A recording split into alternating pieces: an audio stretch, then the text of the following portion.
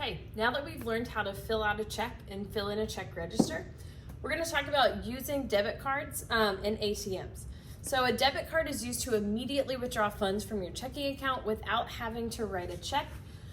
So it works similarly, sort of, to a credit card, and we'll talk about the differences in a little bit.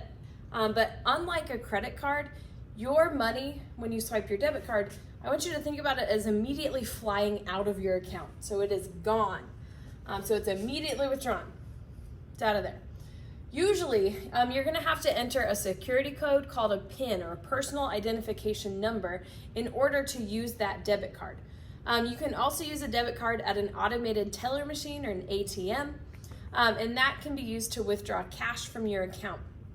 Careful use of a debit card can protect you against fraud and keep your card.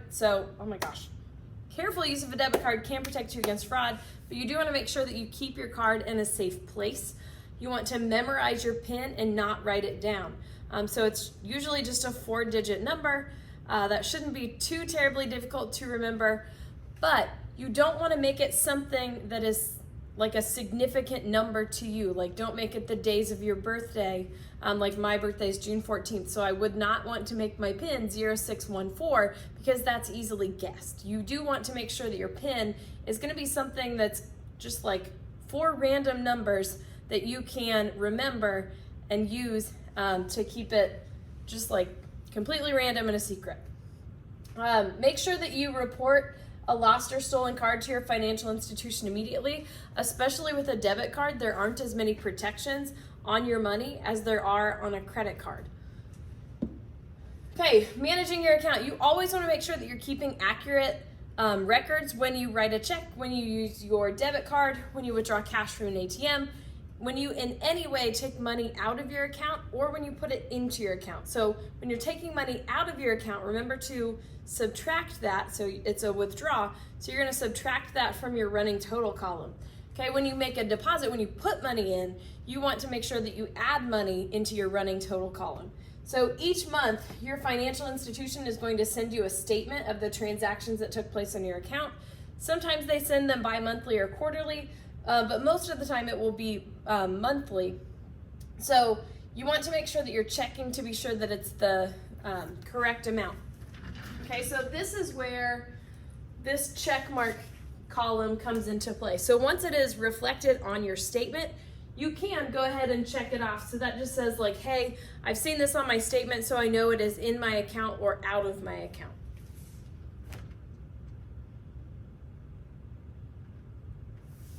Okay, so keeping accurate records can keep you from overdrawing your account. Overdrawing your account just means that you've written a check, used your debit card, or withdrawn cash from an ATM for more money than you actually have in your account. So you've spent more money than you actually have. So I'm going to show you kind of what that looks like. Because when you overdraw your account, you're actually spending more money than you have, and you can be charged a fee for that.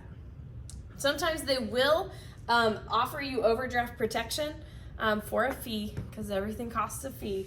But it's going to act as an instant loan, which means that your transaction is still going to go through, but you are going to be charged the overdraft fee and whatever you've gone above and beyond what you have in your account. So let's say you go to Target, you buy some things, okay? The air that is left in the account, or left in the jar, is representative of the money that's left in your account.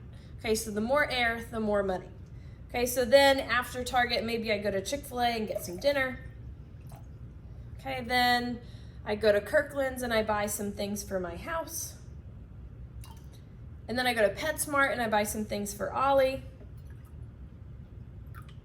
Okay, after that, I might go to Barnes & Noble and buy some books. Okay, you know, it wouldn't be a weekend without going to Starbucks. Treat yourself. Okay, and now I'm at the very tippy top.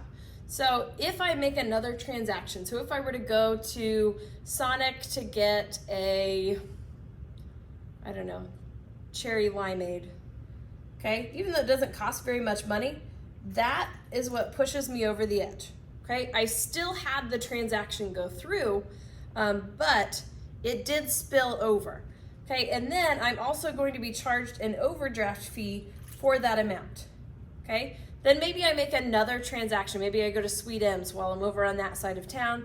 So I buy something at Sweet M's, okay? And then again, another overdraft fee because it's for each and every transaction above and beyond what you had in your account.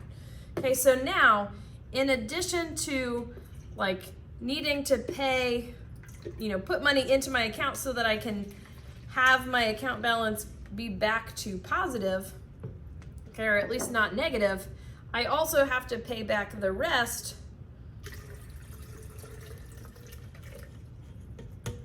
to make sure that I am squared up. Okay, so when you overdraw your account, it's for each and every transaction, so you really do have to make sure that you're paying attention. Okay, online banking allows you to monitor your account 24 hours a day, 7 days a week, 365 days a year. So at any point, if you're like, do I have enough money in my account for this transaction to go through?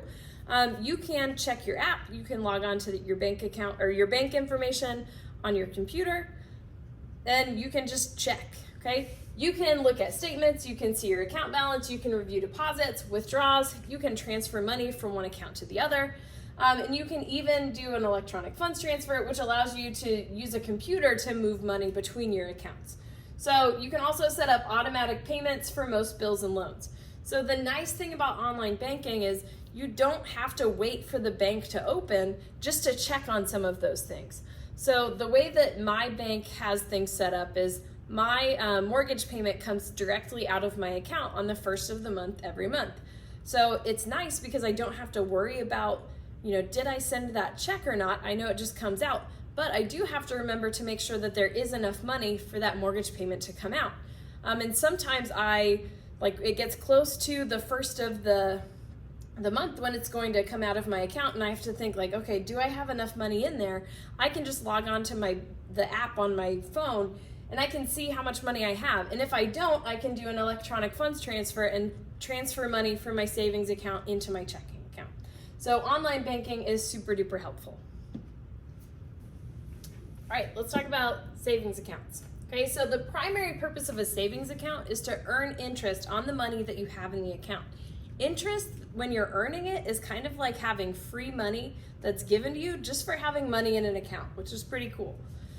So the savings accounts offered by each financial institution do vary, and it depends on your need for convenience and liquidity, and all of that is going to play a role in determining what your interest rate is going to be. Okay, so for convenience, some accounts allow you to withdraw money whenever you want. Some may limit the number of withdrawals you can have, and if you go beyond that, they'll charge you a fee. While others allow you to transfer money from your savings account to your checking account kind of freely. So there's no limit, there's no number. You can just keep transferring as many times as you want. Some don't allow you to transfer at all though, so it's important to really understand what account you have and what functionality is there.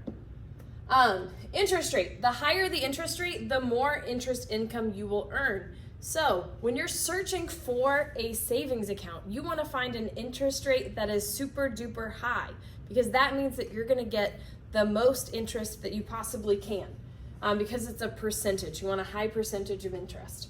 However, the interest rate is usually lower on accounts that you can get to the money easily. So the easier it is to access your money, the lower the interest rate is going to be that you get to have. So the amount of money, the amount of time that money is in an account will also greatly affect the amount of interest that you earn, because eventually your interest starts earning interest. So we call that compound interest. So if you are able to keep your money in your account for a long time, the interest that you earn eventually begins to accrue interest as well. Liquidity is the ability to take out your money on short notice. So my account has a very high liquidity. So I am able to, if I wanted to right now, I could drive to Avon, go to my bank, and I could say, I would like all of my money, please. And they would give it to me because it's in a very liquid account. Some savings accounts allow you to withdraw money whenever you want. You can even write checks on the account, so it works a lot more like a savings, or not a savings account, a checking account. So these accounts usually have high liquidity, but they pay the lowest amount of interest. Other savings plans require that you leave your money in the account for a period of time, but they usually pay a higher amount of interest. So this would be like a CD. So if you can afford to put a certain amount of money into an account and just like leave it somewhere and just like let it accrue interest, you are probably going to get a lot more out of it in terms of interest than if it were just sitting in a very liquid savings account from your bank. So like a certificate of deposit is going to earn a lot more. The catch is that you have to leave it in that account for a certain amount of time. So you can't really access it, you can't touch it, you can't use it. You can, but you shouldn't, because they're going to charge you a penalty just for getting to your own money. So you could have put $1,000 into the account, but if you get to it early, they might take 20% of whatever it was. So you might only get $800 out when you put $1,000 in. So it really is in your best interest to make sure that you're able to keep it, like put it somewhere, like put it in that CD and just leave it there for the specified amount of time.